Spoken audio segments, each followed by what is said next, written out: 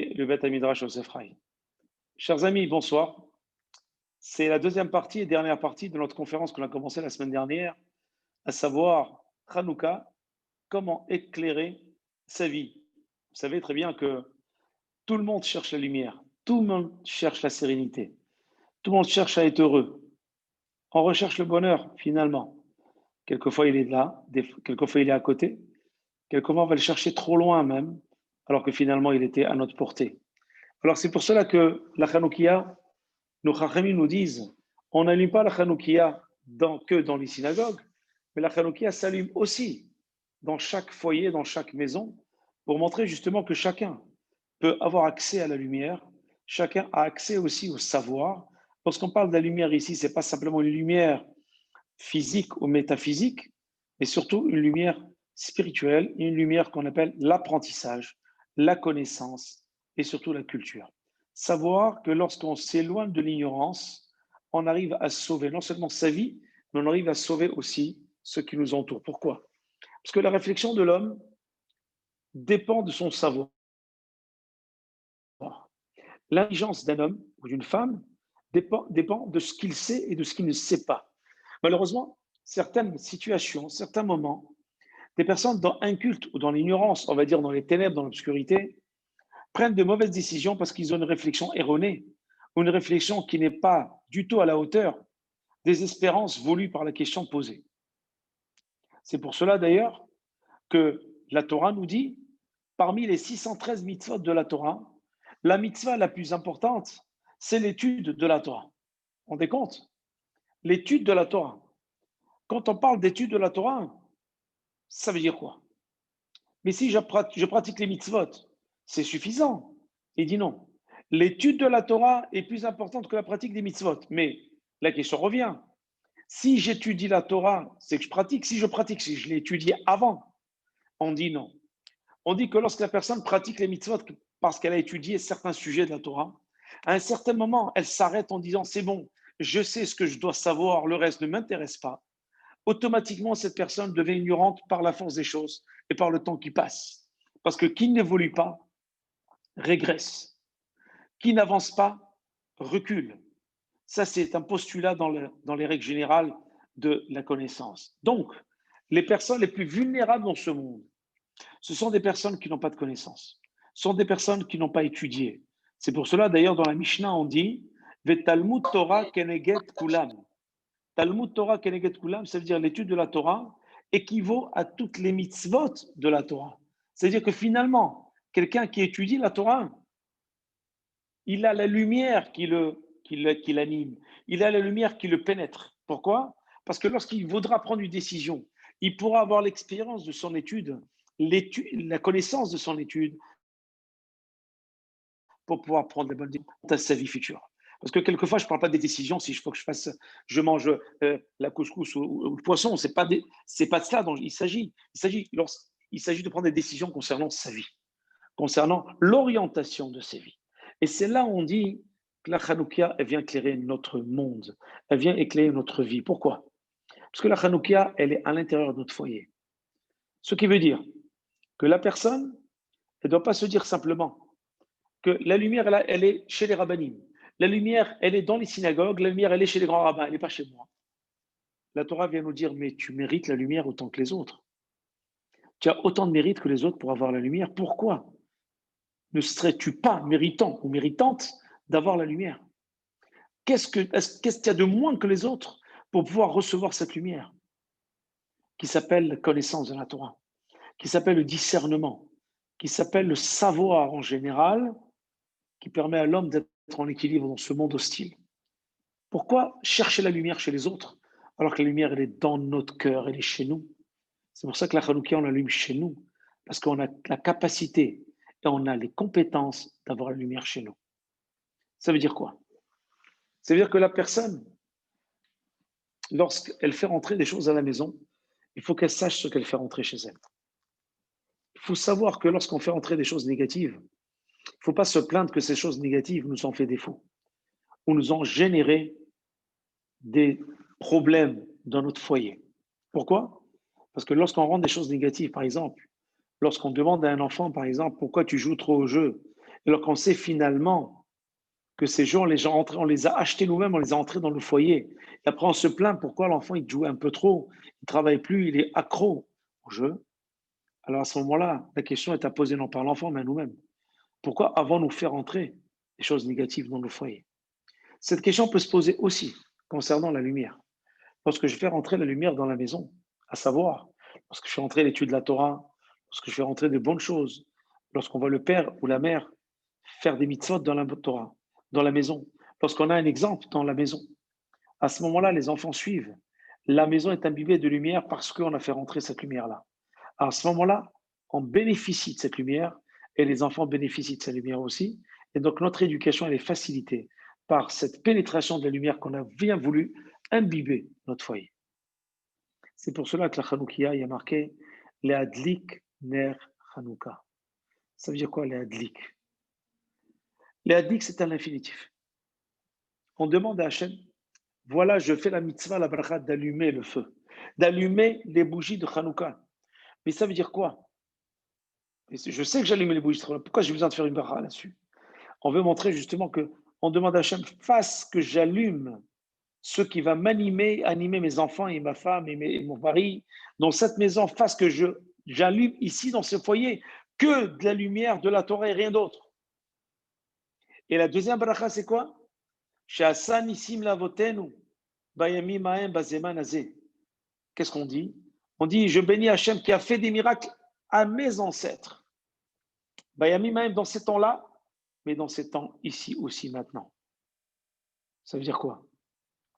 Ça veut dire que si moi, je fais rentrer la lumière de Hanouka à la maison, et je veux bien m'éclairer des bougies de Hanouka, je veux bien travailler, je fais l'action d'allumer les bougies de Hanouka, je fais l'action d'amener de la Torah et de la Gdusha dans mon foyer, à ce moment-là, Kadosh Baruch Hu Sha'asa Nissim, il peut faire des Nissim Viniflaot, il peut faire des miracles exceptionnels pour que tout ce que je fais dans cette maison se transforme en bracha, pour que tout ce que je fais dans cette maison, les petits actes les plus anodins, soient des actes pétris de bonheur et de lumière dans le cœur de chaque membre de ma famille. C'est cela, chers amis, les deux brachot qu'on fait. Et la troisième bracha qu'on fait le premier jour, c'est Shechianu, Vikimanu, Viganu, Lazemanazé. Ça veut dire quoi? Ça veut dire on bénit Hachem qui nous a laissé en vie pour pouvoir profiter de cette mitzvah-là. Vous vous rendez compte que ces trois mitzvot se suivent? Ça veut dire je bénis Hachem, merci de nous donner la vie. Parce que la vie que tu m'as donnée, c'était pourquoi? C'était simplement pour éclairer ma personne, mais pour éclairer Akadosh Baruch Hu dans le monde. Je veux que Hachem, on puisse le voir. Pour qu'on puisse voir un objet ou une entité, je suis obligé de l'éclairer, lancer une lumière dessus, pour montrer qu'il existe, pour montrer qu'il est là, pour montrer qu'Akadosh Baruch Hu, il est Echad ou Shema Echad, pour montrer qu'Hachem, c'est Ribon Olamim, c'est le maître du monde. Vous vous rendez compte, en faisant ces deux brachot-là, j'affirme haut et fort que je décidais de rentrer que les lumières de la Torah dans mon foyer. Et qu'en rentrant les lumières de la Torah dans mon foyer, je bénéficierai de tous les miracles qu'Hachem a fait à mes ancêtres, parce que j'aurai le mérite de cela. Et enfin, de demander à Hachem de me faire vivre pour pouvoir encore et encore fêter et proclamer sa royauté dans le monde.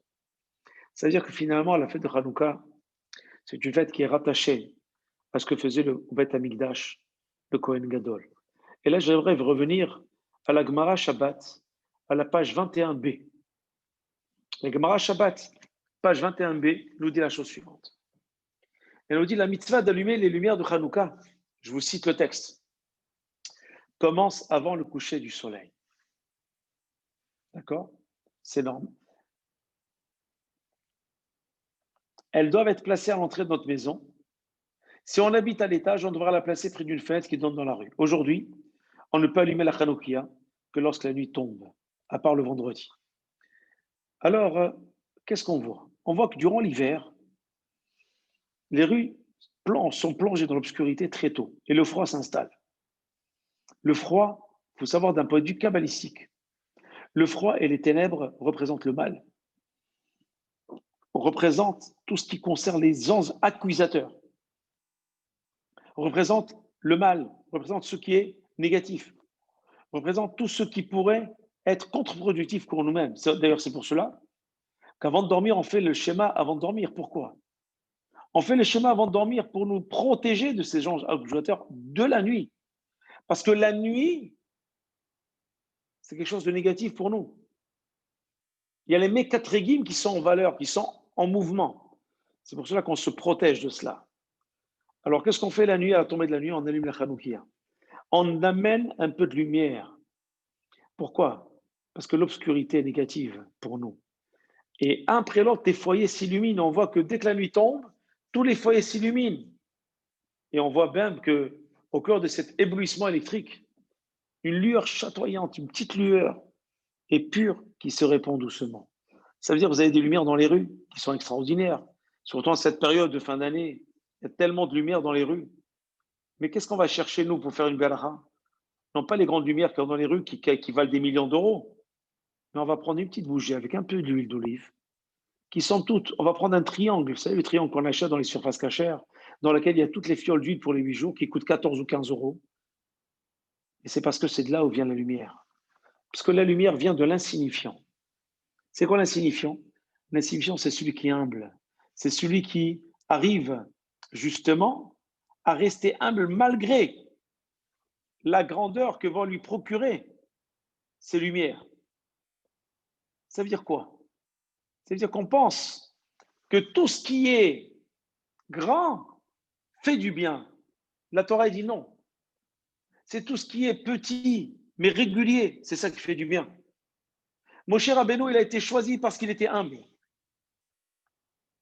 Aaron à Cohen a été choisi pour être Cohen Gadol parce qu'il était Cohen Gadol, parce qu'il était Ohev Shalom et Rodef Shalom, parce qu'il aimait tout le monde. Il aimait la paix et poursuivait la paix. Il aimait tout le monde. Il considérait tout le monde, bien qu'il ait été lui un Cohen Gadol et les autres étaient des gens simples. Il leur donnait de la considération. Il leur donnait de l'importance. Il faisait attention aux détails. Alors c'est cette petite lumière dans le monde des lumières électriques qui, elle, va nous faire le plus de bien. Et à quel moment tombe Kislev, le mois de la fête de Hanouka? Il tombe dans la dernière semaine de Kislev. Et depuis les portes et les fenêtres des foyers juifs, on peut apercevoir cette lumière. Et on sait qu'à la fin de Kislev, début Tevet, c'est le moment du grand froid. Et le froid représente ce qui est véritablement fait mal. C'est cela, chers amis, ce que veut dire le mot éclairé. C'est à ce moment-là qu'on a envie d'être éclairé. Pourquoi? Parce que c'est à ces moments-là qu'on a besoin d'Akadosh Baruch Hu. C'est à ce moment-là qu'on a besoin d'être rassuré. Il y a marqué dans les Proverbes, chapitre 6, verset 23, il y a marqué, car la mitzvah est une bougie, et la lumière, et la Torah c'est la lumière. Qui ner mitzvah, et Torah or. Ça veut dire quoi? Ça veut dire l'essence même de notre mission sur Terre. C'est quoi l'essence même de notre mission? Elle consiste à répandre la lumière. Elle consiste à transmettre la lumière. Chaque fois que l'on accomplit une mitzvah, c'est comme si on allumait une bougie. Et cette bougie, elle est irradiante de sagesse, d'harmonie, dans un monde obscur, dans un monde d'ignorance et dans un monde de violence. Si vous voyez bien, chers amis, ces trois mots que je viens de dire sont des mots clés, chers amis, très importants. Ce monde-là, dans lequel on vit, c'est un monde d'obscurité. C'est un monde aussi d'ignorance, ignorance de la Torah, ignorance des valeurs et de violence. Allumez votre télé pour voir les informations et vous verrez ces trois paramètres rejaillir à chaque fois qu'un présentateur répand les nouveautés, les nouvelles de la journée. Obscurantisme, pourquoi? Tout ce qui se passe, rien ne va dans le monde, rien ne va. C'est que de mauvaises nouvelles. Il est rare que dans les nouvelles ou dans les journaux, on vous annonce une bonne nouvelle.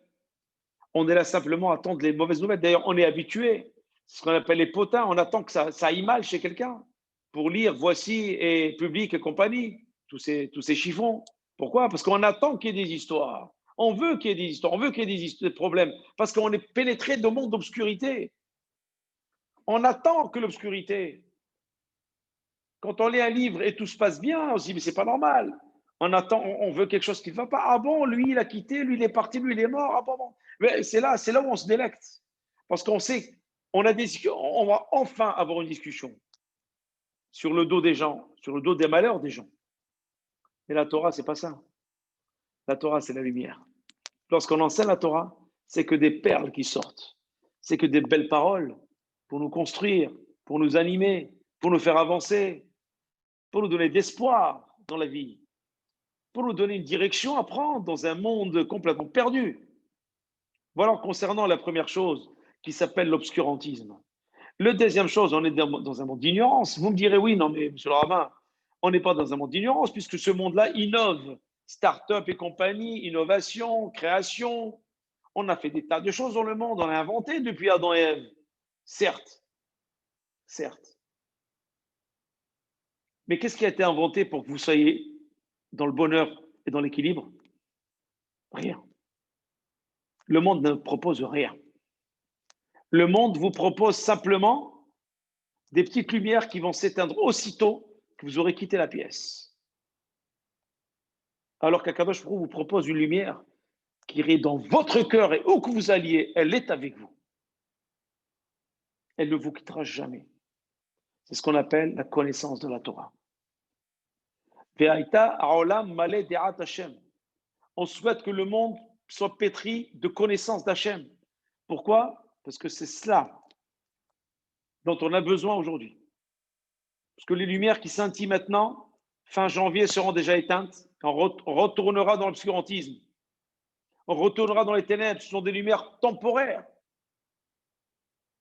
Pour 2-3 semaines, un mois. Après, hop, vous voyez les gens qui arrivent, qui travaillent dans la voirie, qui vous enlèvent toutes les lumières. Mais j'ai besoin, ça m'a donné un peu de gaieté. Ah, c'est terminé. La Torah est là pour nous donner une lumière éternelle. La Torah, elle est là pour nous éclairer d'une manière continue et régulière.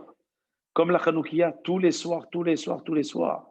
Le miracle a duré 8 jours, nous faisons 8 jours. Et vous savez, vous allez me poser la question, pourquoi 8 jours? Pourquoi on n'allume pas la Hanoukia tous les soirs pendant toute l'année? Puisque la lumière doit être régulière toute l'année. Pourquoi on n'allume pas toute l'année? Parce que justement, les 7 premiers jours, jusqu'à ce soir, c'est 7 jours. Les 7 jours, c'est la création.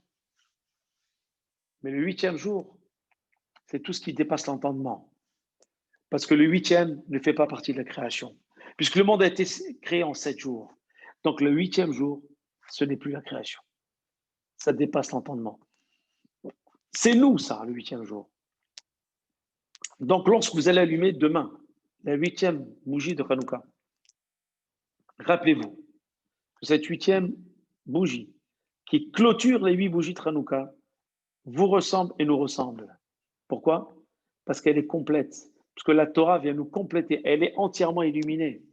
Et parce que le 8e, c'est ce qui dépasse la création, dépasse le 7. Le chiffre 7, c'est la création. Après le 7, il n'y a plus rien, on retourne au 1. Mais nous, oui, on avance au 8.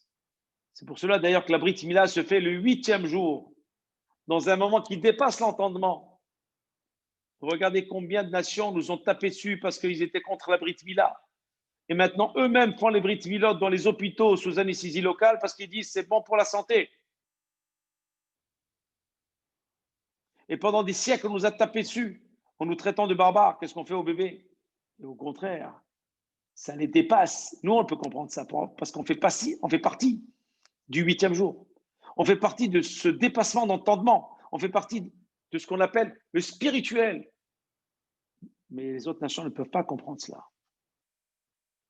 C'est justement la Brit Mila qui éclaire l'homme, physiquement. Et ensuite, il va te faire éclairer, lorsqu'il va grandir, spirituellement par l'étude de la Torah. Mais physiquement, déjà, il est éclairé. Par la bracha et par l'Iliya Navi, qui déjà l'ont béni. Et plus tard, il sera à la bar mitzvah, à la bat mitzvah pour la fille, il sera éclairé spirituellement en portant les téphilines et à la fille en faisant ses mitzvot qui concernent les femmes. Ça veut dire qu'il y a des étapes, mais des étapes éternelles qui permettent à l'homme justement de pouvoir garder l'équilibre dans ce monde sans tomber et sans glisser. C'est pour cela que le troisième paramètre dont je vous parle, les Proverbes, chapitre 6, verset 23, il nous dit ce monde-là, il est obscurci et ignorance, mais il y a aussi un troisième paramètre, c'est la violence. Qu'est-ce que la violence? La violence, chers amis, c'est la philosophie d'un faible. Lorsqu'on ne sait plus parler, on ne sait plus quoi dire, on frappe. On frappe.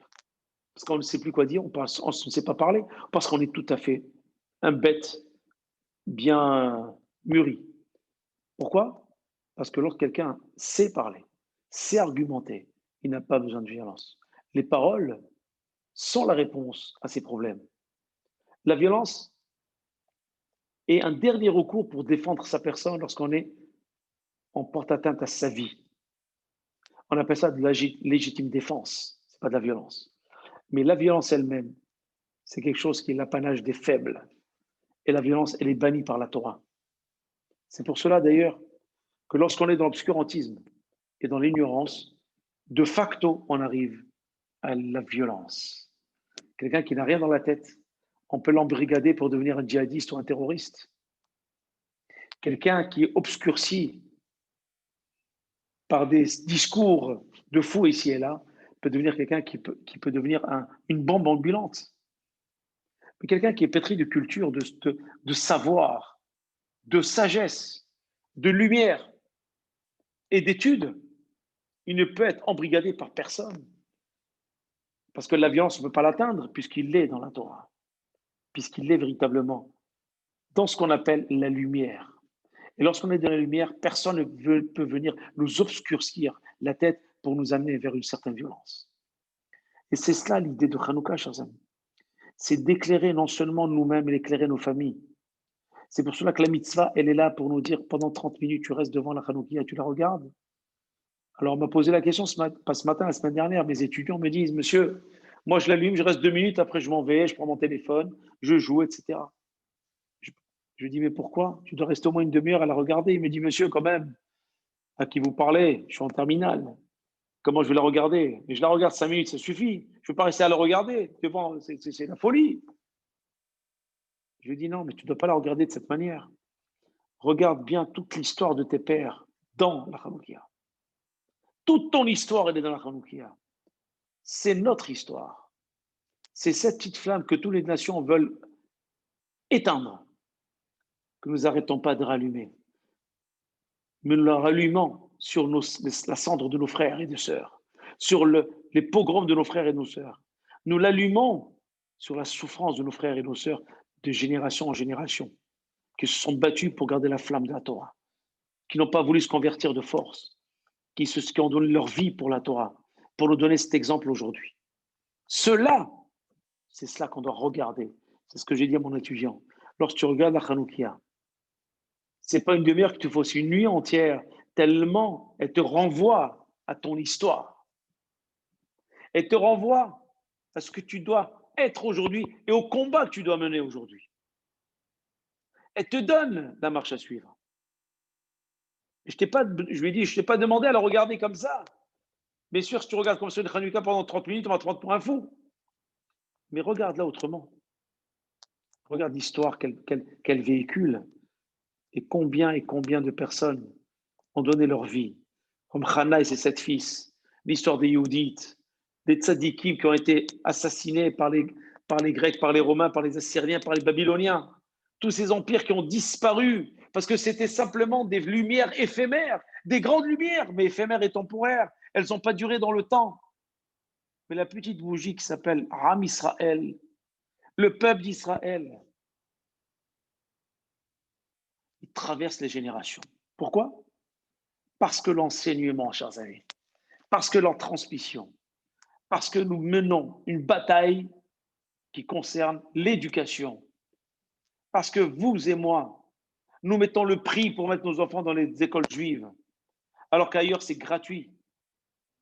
Nous mettons le prix pour les amener à la synagogue, pour leur faire des bar mitzvot, les talit, les tefillin, les fêtes de Pessah, de Shavuot, Sukkot. Nous mettons des prix financièrement, énergiquement et dans tous les domaines pour transmettre une exemplarité comme cette lumière qui engendre une autre lumière. Et combien, je ne dis pas on se sacrifie parce que c'est un privilège, mais combien on est dans l'éducation et la transmission. Ça veut dire que la Torah, c'est la lumière. Mais si la lumière, tu la gardes pour toi, ta Torah ne vaut rien. La Torah, elle est faite pour être transmise. C'est pour ça que les lumières, elles n'éclairent jamais elles-mêmes, elles éclairent les autres. Elles éclairent ceux qui sont en face d'elles. Elles ne s'éclairent pas elles. L'égocentrisme dans la lumière n'existe pas. Chez l'homme, oui. La Hanouka nous renvoie vers notre égocentrisme.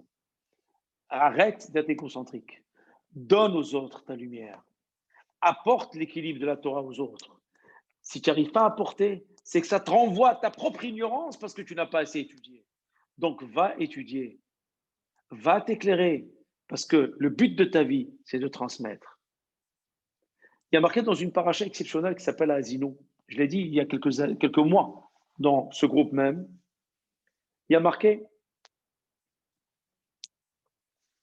qu'à un certain moment, au temps de Rabbi Akiva, de Rabbi Shimon bar Yochai, de Rabbi Meir Baal HaNes, c'était les papas qui enseignaient aux enfants. Aujourd'hui, chers amis, ce sont les enfants qui enseignent aux parents. Dans plusieurs cas, ce sont les enfants qui enseignent aux parents. Lorsqu'ils arrivent d'une école juive, ils ont appris des choses, ils enseignent aux parents. Et plusieurs parents viennent me voir, effectivement, dans le cadre de mon travail, me disent, mon fils m'a demandé de faire ci, ça, mais je n'arrive pas à faire. Le Shabbat, je ne peux pas le faire. Lui, il ne veut pas prendre la voiture, moi, je veux la prendre. C'est le fils qui dit au père, ne prends pas la voiture, papa, c'est Shabbat. On est dans un monde à l'envers. Ça renvoie à quoi? Ça renvoie le père à aller étudier parce que c'est pas normal que le fils lui enseigne. Il y a trois choses, la Gemara Kiddushin en enseigne. Trois choses importantes qu'un père doit faire à son fils. C'est des obligations minatora. Il rendra des comptes devant Hachem s'il ne les fait pas. La première chose, il doit lui enseigner la Torah. C'est obligatoire. Sinon, il envoie son fils dans un champ de bataille sans armes. C'est perdu d'avance. Il envoie son fils dans le monde extérieur sans Torah, c'est perdu d'avance. Il va glisser, il va tomber. On doit lui enseigner la Torah pour affronter le monde futur, le monde. On doit l'armer spirituellement pour qu'il affronte le monde et qu'il reste un bon juif et que lui aussi transmette à ses enfants.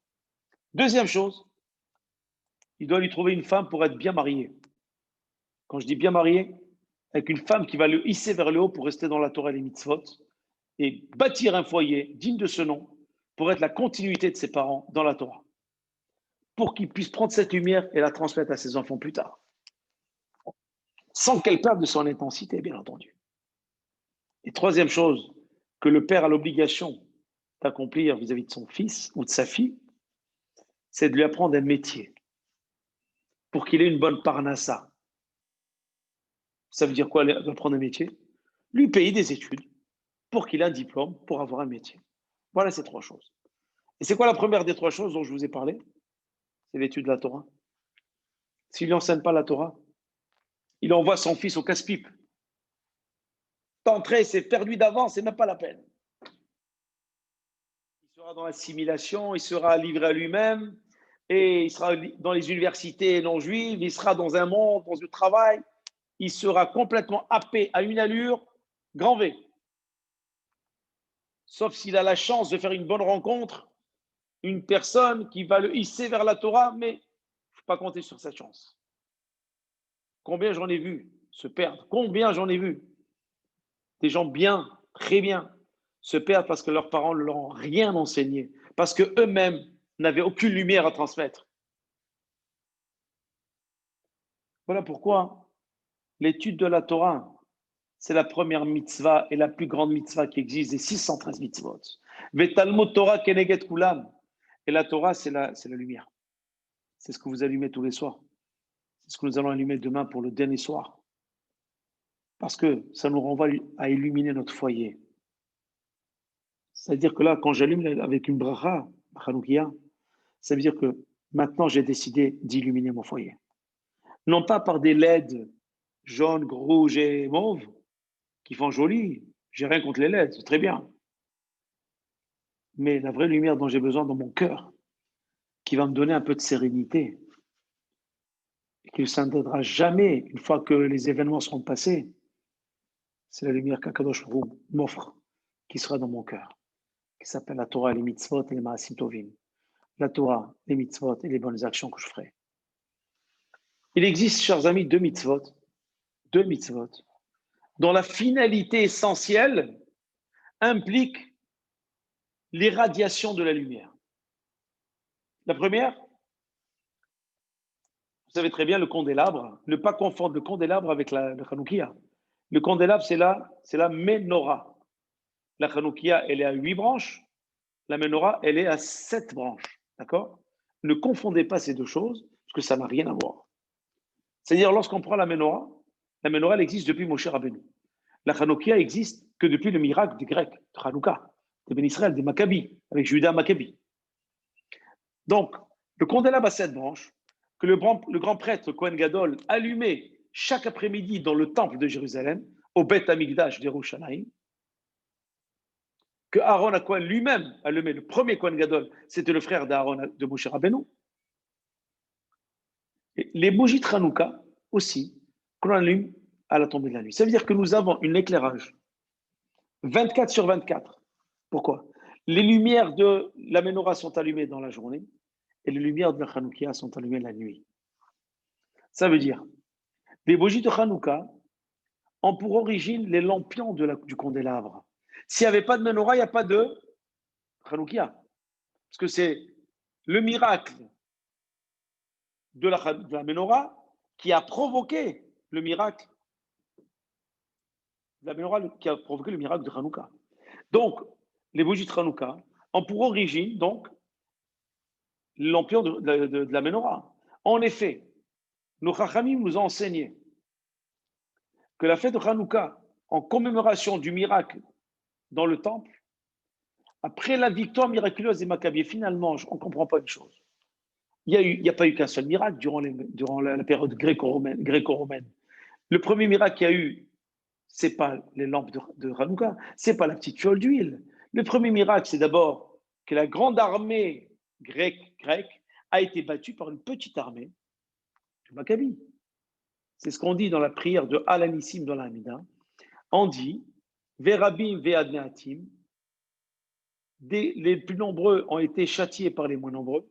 Les tzadikim ont châtié les rechaïm, ce qui n'est pas normal.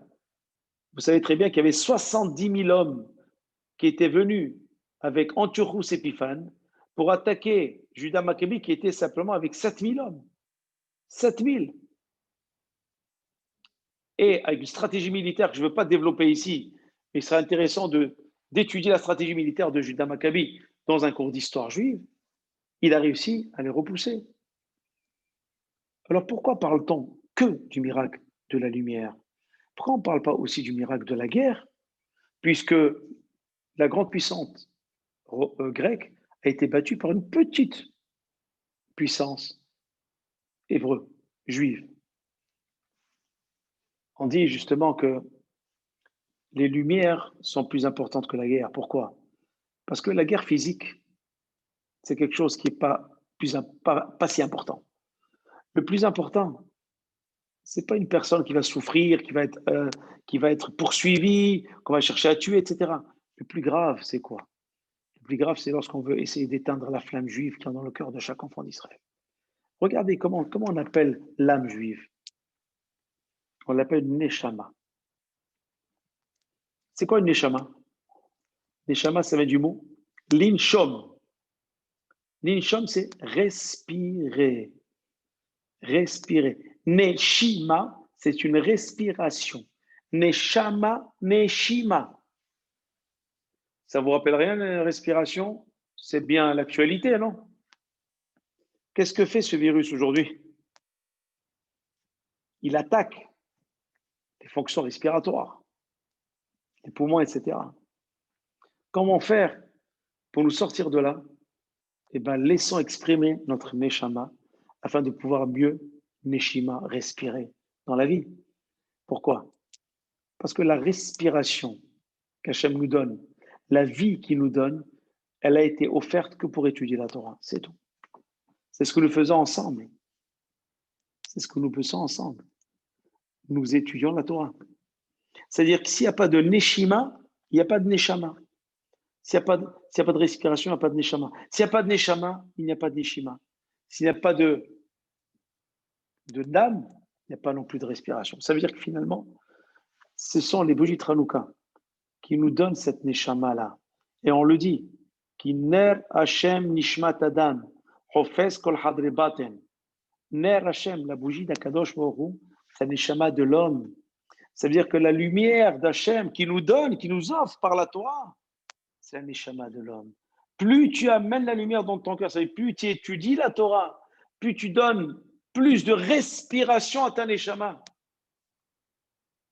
Et plus tu es loin de la Torah, et plus Akadosh Baruch Hu, il nous diminue cette respiration. Voilà pourquoi la menorah du temple, vous savez, si on revient à l'histoire de la menorah du temple, elle faisait 1,80 m de hauteur. Elle avait 7 branches en or massif sur lesquelles brûlaient 7 lampes. Ça, c'est clair. En or massif. Ces 7 flammes étaient alimentées par de l'huile d'olive, on le sait, qui était préparée dans des conditions de pureté extrême par le Kohen Gadol lui-même. Et cela, ça représentait l'expression physique de la lumière spirituelle qui émanait du Beth Amikdash. Le temple sacré du Beth Amikdash à Jérusalem symbolisait quoi? Il symbolisait, chers amis, l'épicentre même de la présence divine au sein de l'homme. Ça veut dire que le nerf même du monde, le cœur du monde, c'est Jérusalem. C'est le Beth Amikdash. Et cela, c'était pour illuminer ensuite le monde entier. Ça veut dire que la Neshama était allumée dans le Beth Amikdash. Elle éclairait d'abord Jérusalem et Eretz Israël pour éclairer ensuite le monde entier. Ça veut dire que par votre allumage de la Hanoukia, chers amis, non seulement vous illuminez votre famille, vous apportez un peu de lumière dans le monde.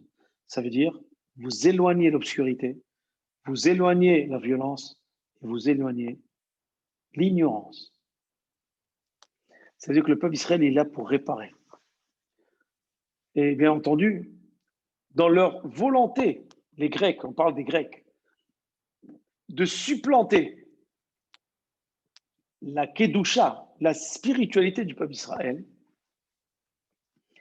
par le paganisme, ça veut dire par l'idolâtrie décadente de ces Grecs, ils vont toucher eux-mêmes cette huile d'olive pure, ils vont la rendre impure, et à ce moment-là, on ne pourra plus allumer. Vous allez me dire, mais c'est pas important. On ne va pas la consommer, c'est pas grave, on va simplement brûler, on va faire du feu, c'est pas méchant. Je dis non. Ça veut dire quoi? Ça veut dire que lorsque je vais allumer une lumière de la Torah, elle ne doit pas être imbibée par des esprits non juifs. Quand je fais une mitzvah, elle doit être imbibée que de sainteté et rien d'autre. Lorsque je fais une bonne action, elle est imbibée que les Shem Shamaïm, je la fais pour la volonté d'Hachem, pour sanctifier le nom de Dieu sur terre. Et non pas en amenant un petit peu d'idolâtrie dans mes faits et gestes religieux. Maintenant, il existe cependant, dans ces lumières-là, du candélabre et de la Hanoukia, il existe plusieurs différences entre la Menorah et la Hanoukia. On dit la première différence qu'il y a, et à ce moment-là, on va comprendre l'éclairage qu'on doit avoir de ces lumières pour notre vie au quotidien. La première différence, c'est le candélabre du temple, la Menorah, est allumé uniquement pendant le jour et brûlé toute la nuit. Les bougies de Hanouka sont allumées dès la tombée de la nuit, simplement. Ça, c'est la différence. Pour avoir du 24-24. Deuxième chose, la menorah du Beth Amikdash, elle était située dans l'enceinte du temple, à l'intérieur du temple, dans le Kodesh, qu'on appelait le Hechal, alors que la Hanoukia, elle est placée où? À la porte, tout près d'une fenêtre, dans la rue. Il y en a, en Israël, ils les mettent dans la rue, afin de pouvoir exporter le miracle, diffuser le miracle. Troisième et dernière différence, il y en a d'autres, mais on va donner qu'une dernière, c'est que la menorah de Jérusalem, elle comportait 7 lampes qui étaient allumées quotidiennement, alors que la menorah, alors que le Hanoukia, elle a véritablement 8 lampes et on allume progressivement alors que la menorah du Beth Amikdash, elle est allumée entièrement tous les jours. Comment expliquer ces différences? Comment? Selon la Torah, chers amis, ces différences s'expliquent de cette manière. Il existe un principe de base dans la Torah, selon lequel toute institution rabbinique, c'est-à-dire tout ce qui est Midi Rabbanan, est fondée sur la Torah. C'est-à-dire qu'il y a une allusion de la Torah pour qu'on puisse l'instituer rabbiniquement. Dans ce cas, si les lumières de la menorah du Beth Amikdash sont à l'origine des bougies de Hanouka, alors pourquoi nos Chachamim ont-ils institué autant de différences entre les deux allumages, puisqu'on sait que les deux allumages ont leur origine dans la Torah? Alors à ce moment-là, pour cela, il faut comprendre ce qui est marqué dans Bereshit, dans le livre de la Genèse, chapitre 1, versets 4 et 5. C'est marqué que Dieu vit que la lumière était bonne, et il sépara la lumière de l'obscurité, et Dieu appela la lumière jour, et l'obscurité, il appela la nuit, et ce fut le soir, et ce fut le matin, un jour. Donc on voit d'ici, qu'est-ce qu'on voit? Qu'il a séparé la lumière de l'obscurité. La lumière, il appelait le jour, l'obscurité, il appelait la nuit. Très bien. Maintenant, au commencement, c'est-à-dire à la création du monde, au début, l'obscurité et la lumière formaient une seule, unique entité. On est d'accord? Puisqu'il les a séparés. Donc, ils formaient une seule entité. On ne peut pas séparer des choses qui ne sont pas ensemble au départ. Donc, obscurité et lumière formaient une seule entité, symbole du bien et de la perfection à l'image d'Akadosh Baruch Hu. Mais Dieu voulait introduire un contraste. Akadosh Baruch Hu, il a dit non. On va introduire un contraste et un challenge dans ce monde. Lequel? C'est qu'une séparation entre la lumière et l'obscurité, c'est-à-dire entre le bien révélé et le bien caché. Hachem nous confie la tâche d'illuminer le monde et de transformer la nuit en jour. Donc, à nous donc d'utiliser, d'exploiter le bien et les forces positives cachées dans la création, puisque c'est le bien, la lumière voilée. Donc, dévoiler cette lumière afin d'opérer une transformation radicale des forces du mal qui sont inhérentes dans la création et les transformer en bien. Tout cela, chers amis, vous le faites quand vous allumez la Hanoukia. Deuxième chose,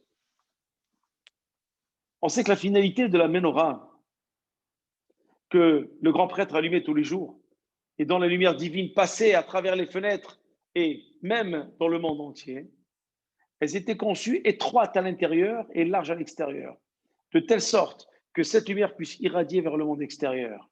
C'est-à-dire que finalement, la lumière, elle ne sert pas simplement à illuminer la famille, elle illumine le monde entier.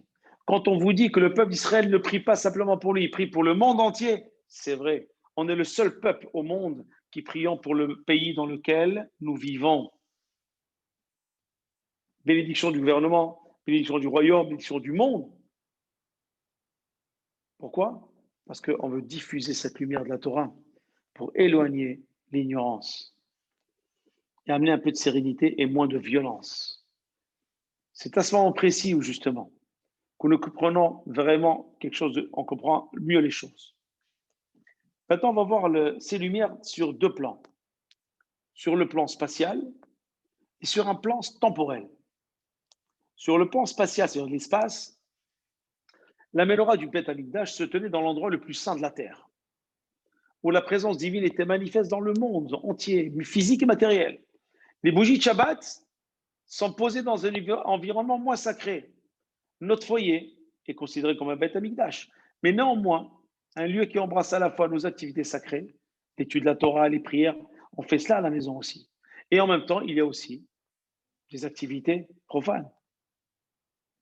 Ça veut dire que finalement, c'est un sanctuaire de notre vie privée, la maison, par excellence. Le foyer juif, c'est aussi et surtout un lieu d'harmonisation, d'osmose entre la spiritualité et le matériel. Ça veut dire que les bougies de Hanouka testent notre capacité à générer en nous une énergie et une puissance de lumière illimitée. C'est pour ça qu'elles sont placées près de la porte d'entrée ou de la fenêtre. Elles se situent à cheval entre le domaine privé et le domaine public, à la frontière même de notre foyer et de la rue. Ça veut dire entre le matériel qui se trouve à l'extérieur et le spirituel qui s'appelle notre foyer. Ça, c'est sur le plan spatial. Voyons sur le plan maintenant temporel. Sur le plan temporel, chers amis, on peut comprendre autrement. Sur le plan temporel, la menorah, elle était placée comment? La menorah était allumée en début d'après-midi au Beth Amikdash. Les bougies de Shabbat, 18 minutes avant le coucher de soleil, bien sûr, avant Shabbat. Donc tout avant Shabbat. Alors que les bougies de Hanouka, c'est le contraire. C'est après la tombée de la nuit.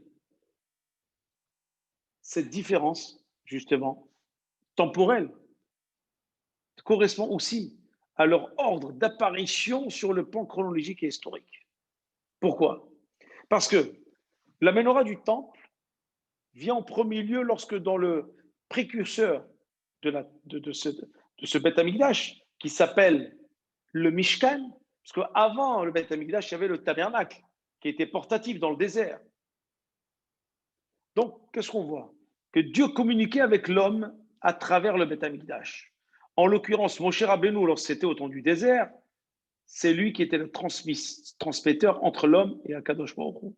Donc, l'injonction divine qui était donnée au mont Sinaï, la mitzvah d'allumer la menorah à cette branche, qui est écrite dans la Torah, elle vient bien avant toutes les autres allumages. Ensuite va venir l'allumage de Shabbat, des bougies de Shabbat, à une époque d'obscurité spirituelle, puisque c'est une institution d'ordre rabbinique, ayant pour finalité quoi? D'instaurer la paix dans le foyer, ce qu'on appelle en hébreu le shalom, baït, pendant le jour de Shabbat, puisque le jour de Shabbat, on n'a pas le droit à la zizanie, à la querelle, à s'énerver, à la colère, à des mots mal placés, à vexer, à blesser. Toute la semaine, bien sûr. Mais le Shabbat, c'est un jour de jubilation, encore plus. Et voilà que, datant maintenant à une époque beaucoup plus lointaine, après les bougies de Shabbat, qu'est-ce qui nous arrive? Les bougies de Hanouka. Et les bougies de Hanouka furent instituées il y a 21 siècles en souvenir du miracle de la fiole d'huile. Ça veut dire que là, maintenant, nous avons véritablement tout concernant ces lumières-là, un ordre chronologique spatio-temporel, spatial parce qu'il y avait un endroit où on les mettait. Le candélabre était mis dans un endroit précis dans le Beth Amikdash. L'air Hanouka est mis dans un endroit précis à la maison, entre le matériel et le spirituel, entre la rue et la maison. Vous avez remarqué que le foyer est considéré comme spiritualité. Vous vous rendez compte? Ça veut dire qu'on dit et on prétend que la maison, c'est la spiritualité. Ça veut dire quoi? Ça nous renvoie à ce qu'on doit faire dans cette maison-là. Ça nous renvoie à nos propres responsabilités dans cette maison-là. Qu'est-ce qu'on y fait? Et je reviens à ce que j'ai dit au début de mon laïus. J'avais dit, qu'est-ce qu'on attend de notre famille? Qu'est-ce qu'on attend de l'éducation qu'on va donner à nos enfants? C'est l'exemplarité. C'est nous-mêmes. Qu'est-ce qu'on est nous? Ce qu'on sera nous, seront nos enfants. Et c'est exactement cela. S'illuminer pour éclairer ensuite. S'éclairer sa vie, éclairer sa vie pour pouvoir éclairer les autres. Et le temporel, c'est quoi? C'est que la journée, nous avons la lumière du Beth Amikdash qui brûle toujours jusqu'à la venue de Mashiach. Et nous avons la lumière de Hanouka. L'autre, c'est le jour et Hanouka, c'est la nuit. Et c'est pour cela d'ailleurs qu'Hanouka tombe toujours dans les moments où la nuit est plus longue que la journée. Surtout au mois de décembre, la nuit dure beaucoup plus longtemps. Et c'est pour cela d'ailleurs, la nuit qui représente l'ignorance, qui représente le mal, qui représente les anges accusateurs, on vient contrecarrer cela en disant nous on n'en veut pas, nous on s'illumine de la Torah.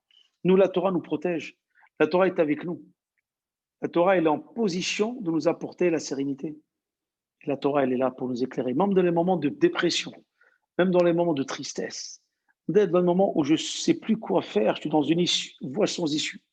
Je sais que les bougies de Hanouka, ces lumières-là, elles m'ont éclairé tellement de l'intérieur que la solution, je la trouverai. Parce qu'Hachem, malgré les abîmes où je me trouve, il est avec moi. Comme il y a marqué dans Tehilim, Imo anochi betzara achaletseu vachabedeu.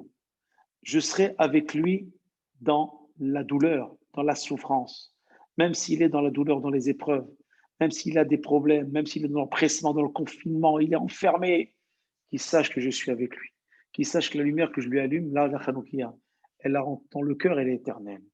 Et c'est cela qu'on doit avoir véritablement en tête, lorsque demain, si Dieu veut, nous allons allumer la dernière bougie de Hanouka, qui est celle de la lumière du Mashiach, parce qu'on va arriver au 8e.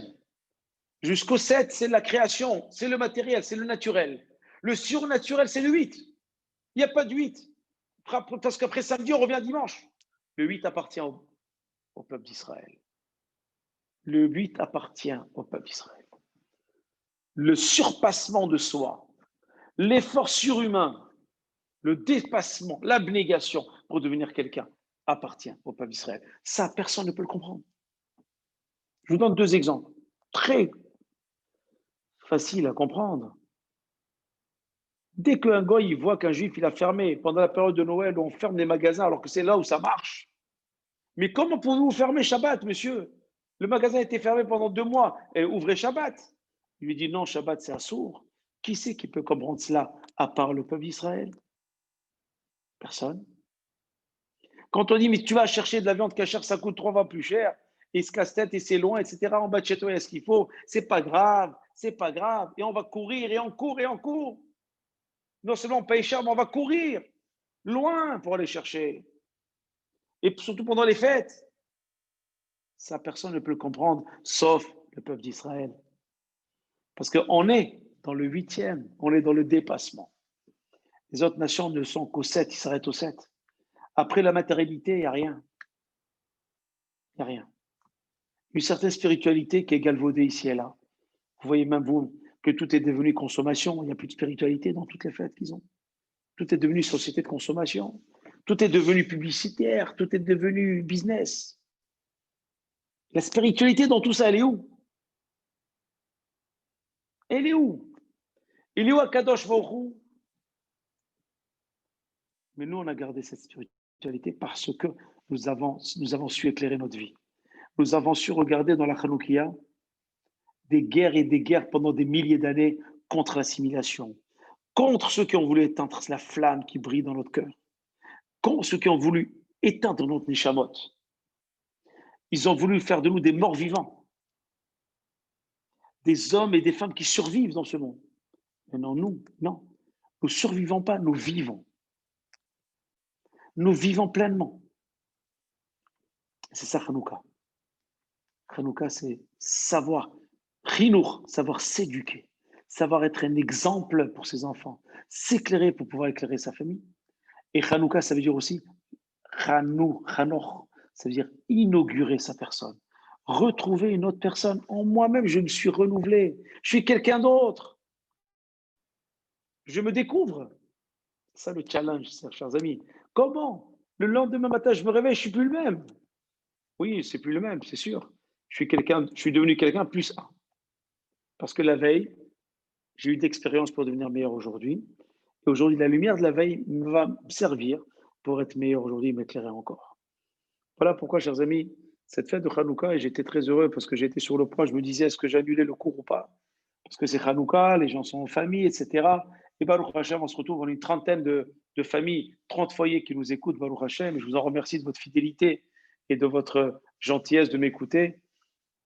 Et sachez simplement que c'était le bon moment pour faire le cours. Mina Shamaim, et merci mon Dieu pour ceux qui m'ont motivé à dire fais le cours quand même, il n'y a pas de souci, etc. Sachez simplement que j'étais invité et je me suis sauvé de l'invitation juste après. Je les ai remerciés pour venir faire le cours avec vous. Pourquoi? Parce que s'éclairer, c'est important. S'éclairer, c'est important. Savoir donner des priorités dans sa vie, c'est s'éclairer. Les priorités, elles sont là. C'est la vie spirituelle. C'est la Torah. Une fois qu'on a cela, on réussit dans tous les domaines. Vous n'avez rien à craindre sur le reste. Kadosh Baruch Hu, Israël. Kadosh Baruch Hu, il ne somnole pas, il ne dort pas, le gardien d'Israël. Il est là, toujours là. La preuve, c'est que le peuple d'Israël est là. Vous êtes là, nous sommes là, alors que tellement de puissance, d'empire qui ont envahi le monde entier, ont disparu pour laisser des murs brisés en quatre, ici et là, à Mykonos, en Grèce et à Rome, et je sais où. Même le dernier empire qui s'appelle l'Empire ottoman, qui était disloqué en 1917, il n'en reste plus rien. Le Ram Israël, il continue. Parce qu'on a cette petite flamme qui continue. On sait, lorsqu'on la regarde, elle nous parle. Elle nous dit ce que l'on est et ce qu'on doit faire et vers où on doit converger et vers où on doit mener nos enfants pour fonder un futur peuple d'Israël qui sera la future génération responsable, futur cadre communautaire pour donner une vie à la communauté de demain. Voilà, chers amis, ce qu'Hachem nous propose, ce qu'Hachem nous demande, nous invite à faire, c'est que du bonheur, c'est que de la lumière, mais la vraie lumière qui celle-ci, va nous réchauffer, va nous donner l'équilibre, va nous sortir des dépressions, des inquiétudes, des questionnements, des déprimes. Combien de personnes sont déprimées aujourd'hui, chers amis? Combien? On les voit pseudo-heureuses dehors. Combien de personnes souffrent énormément, énormément de tout ce qui se passe aujourd'hui. Et nous, avec la foi qu'on a à Kadosh Baruch Hu, nous faisons attention à toutes les règles sanitaires, certes, mais au fond, on est rassuré. Parce qu'Akadosh Baruch Hu, il sait ce qu'il fait. Et tout ce qu'il fait, c'est pour le bien du Haram Israël. Il fait pour le bien du peuple Israël. Je le répète, il fait pour le bien du peuple Israël. Il nous réveille. Il nous dit, je vous ai donné une flamme, regardez-la. Une flamme, regardez-la. Ne vous éloignez pas d'elle. Restez devant. Elle vous éclaire. Elle est là. Elle attend de vous éclairer. Prenez-la. Appropriez-vous-la. Et amenez-la avec vous, partout où vous allez, et transmettez-la d'abord à vos enfants, à votre famille et à ceux qui veulent bien étudier et profiter de cette lumière qui s'appelle la Torah Mitzvot et notre spiritualité à Kadosh Baruch Hu.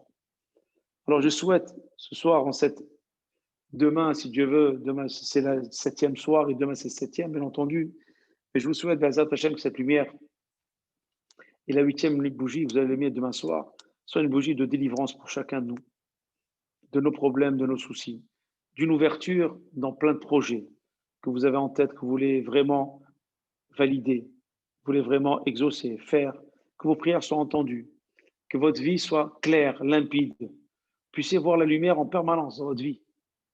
Ce n'est pas la lumière des néants ou du LED, non. Qu'Hachem vous éclaire dans tout ce que vous faites, dans les décisions que vous allez prendre, dans les discernements, dans les choix à faire entre le bien et le mal, des choix de vie.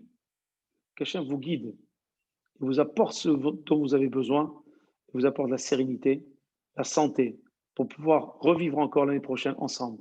Cet allumage de la Hanoukia, à côté de celle de la Menorah au Beth Amikdash reconstruit pour l'éternité, avec l'aide du Mashiach Tzidkenu, dans la Jérusalem reconstruite pour définitivement. Amen et Amen. Qu'Hachem vous protège, vous bénisse, et Hanouka Sameach, et qu'Akadosh Baruch Hu, Be'ezrat Hashem, une pensée pour le Rav Herrera Zal, et bien sûr ce Dvar Torah, je le fais pour la santé de ma maman, Chassiba Bet Fibi, Ruth Bat Chassiba, et pour tous les malades du peuple Israël, je pense à eux, tous les malades qui retrouvent la santé, tous ceux qui nous ont quittés, qui puissent justement reposer en paix et consoler les familles. Et bien sûr, pour ceux qui m'écoutent et ceux qui ne m'écoutent pas, je vous souhaite que des brachot, que des bénédictions, que vous puissiez toujours être heureux et heureuses dans votre vie, chez vous, à l'extérieur, partout. Amen et Amen. Chanukah